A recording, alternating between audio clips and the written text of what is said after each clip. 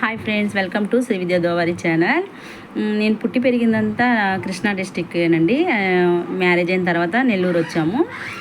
నెల్లూరు వచ్చిన కొత్తలో నాకు కొన్ని పదాలు కొత్తగా ఉండేవి, అన్నీ తెలిసినవే, కానీ అవి పదాలన్నీ కొత్తగా పిలిచేవాళ్ళు.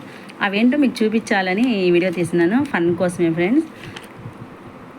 వీటిని ఉల్లిపాయలు అంటారు కృష్ణా డిస్టిక్లో, ఇక్కడ వచ్చేసి ఎర్రగడ్డలు అంటారు.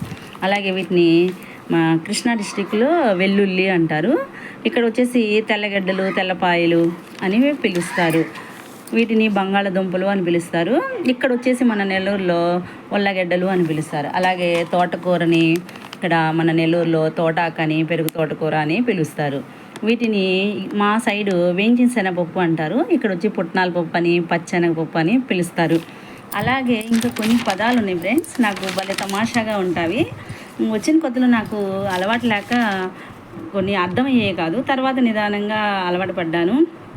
కొబ్బరి నీళ్ళని, టెంకాయ నీళ్ళని, అలాగే ఏదన్నా కూరగాయలు తీసుకునేటప్పుడు పావు కిలో ఇమ్మంటే 1/4 కిలో అని పిలుస్తారు ఇక్కడ.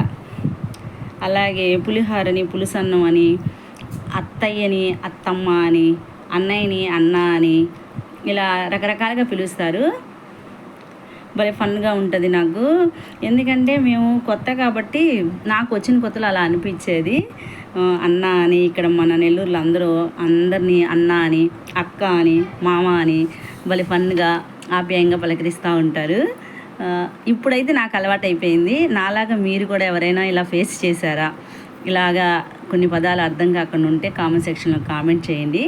ఓకేనా? Bye friends.